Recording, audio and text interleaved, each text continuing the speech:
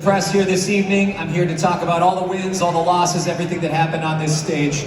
I'm here to account for every 16th note that happened. I'm here to talk about every place where there should have been a rest, where there was a note hit, every hold where there was a stall, every time that we didn't hit a hold and somebody just yanked. And I'm here to account for a handful of half-step mistakes, a handful of things that happened with the gear. As this team's leader, it is my responsibility to take full ownership for everything that happens up here on this stage.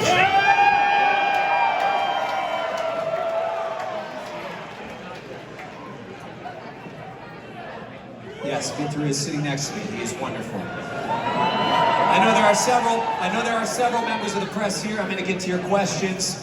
We're going to get to that in a second. I just want to take a look down the set list here, talk about some of the plays that were made, talk about some of the ways that we could have maybe improved, and just kind of hopefully generally make sure that we're good before the end of the season, before the end of the tour here.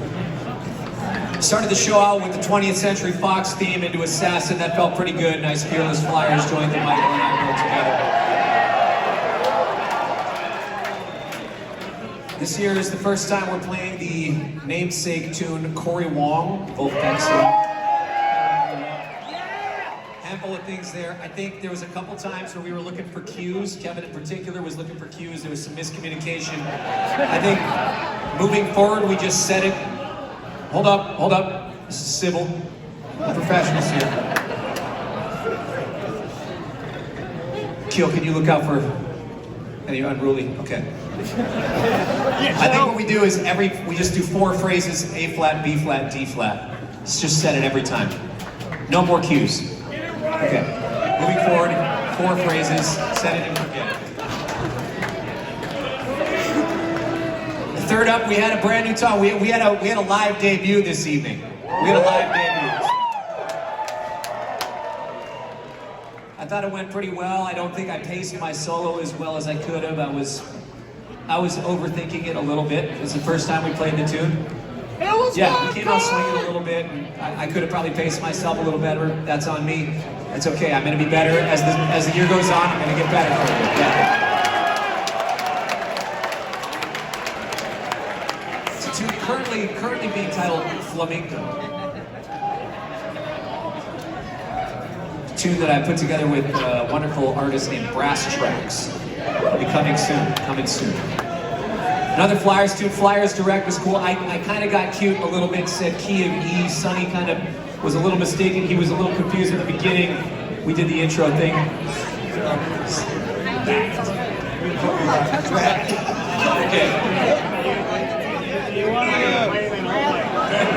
I've been a bass player for probably 6 years out of Tampa. I'm really nervous about moving to a new town and getting gigs. Anybody have any suggestions on making new inroads with musicians in a new town? Vic, you got some wisdom there? I would start in this town and become the man in this town, and then bring that man to Cory's town. And he might have I like that. Right here, Rolling Stone Magazine. Thank you for being with us, Stevie. Right there. Great sweatshirt. Hi, I'm Maria. Hold on a second. Miles, can you turn up the mic in the front wedges, please? Did you say your name's Amelia? Yeah.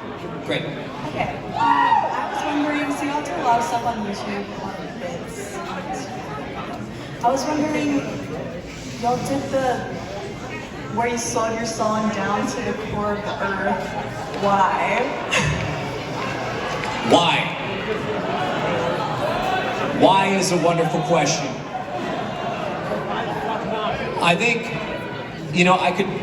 I could answer that quite easily if you ask the question why with a lowercase w, but I'm going to answer that question in the context of an uppercase W, why? And, I'm an indie artist, I'm an indie musician, and I don't have a record label, but I'm not opposed to someday having a record label if the right relationship comes along.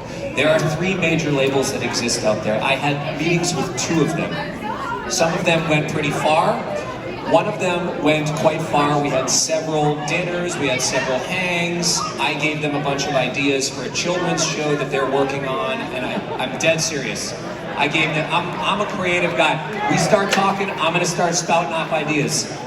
They did the show and they used my ideas. I'm happy for them, okay? I went down the road, they said, this stays between us.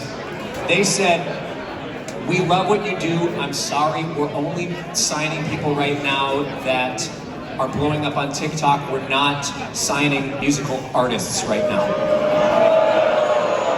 That's okay, that was one of the labels. I'll show you the email someday. I just wrote back, good luck with that.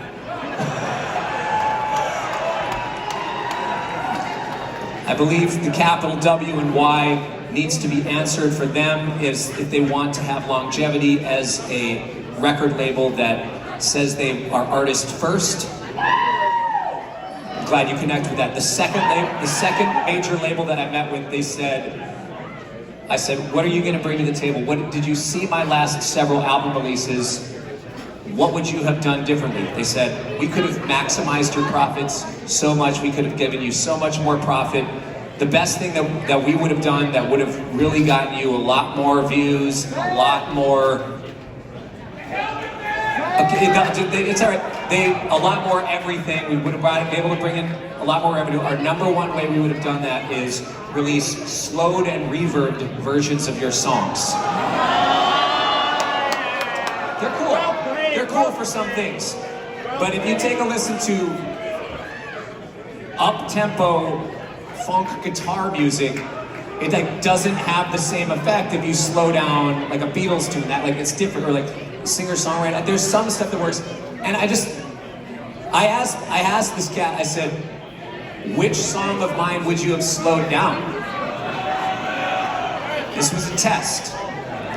He did not know any of my music. Yeah, he didn't do his homework. I thought the guy's a complete idiot. So I went home, and then a month later, I was like, maybe he's right. Should I slow and reverb some of my songs? So I did it, and it was hilarious. And I was like, what if I take this one step further? Because everybody else is slowing it down like 2x or something, 2.5x.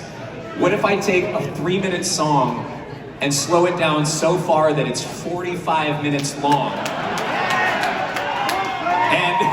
And that's the video that you're referring to. And when I did it, I added this reverb, and I was like, this sounds exactly like what I imagine the center of the universe sounds like, where it's like this drone and all this like really, it's like it feels like somebody's like in control of gravity. That's what I was going for in the YouTube. Okay, great.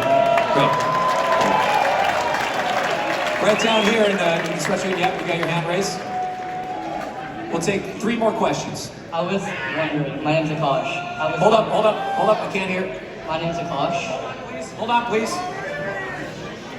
Silence on the set, quiet on set. You good? Okay. My name's Akash. I was wondering, like, theoretically, if I could maybe get a guitar.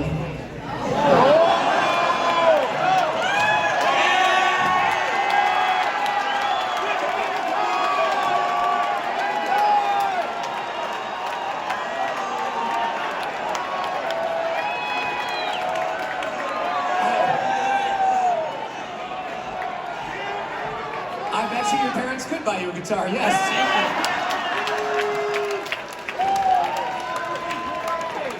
Kenny, give him the pink strap.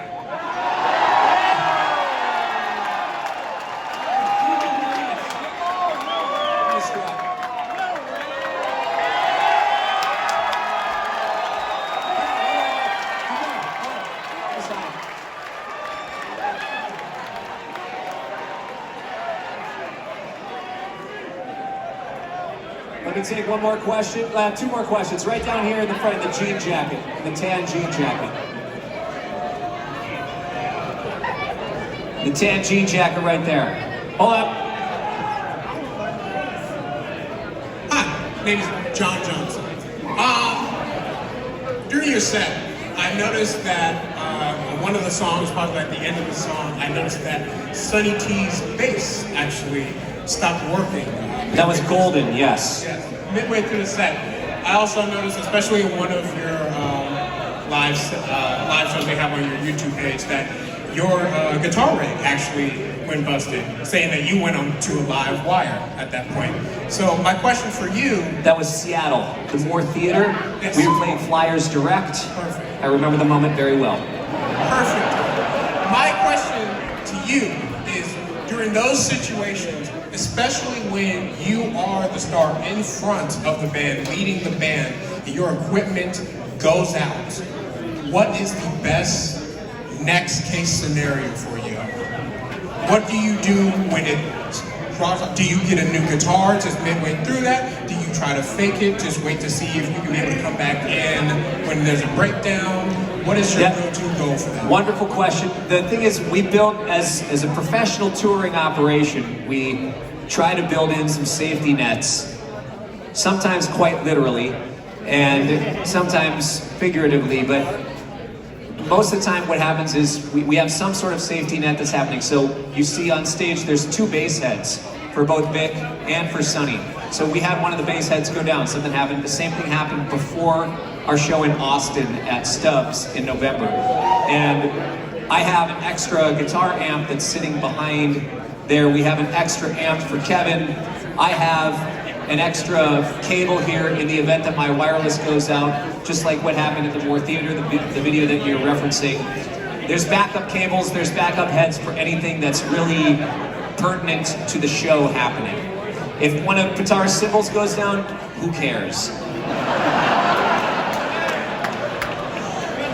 We've got others. Yeah, like if a tom goes out, it's kind of not that big of a deal. But if you can't hear the guitar or have it plugged in, whatever, but he's got other things that happen. So if the kick drum head breaks, yeah, that's a bummer, but we have an extra kick drum head. We'll take a few minutes and we'll change it out.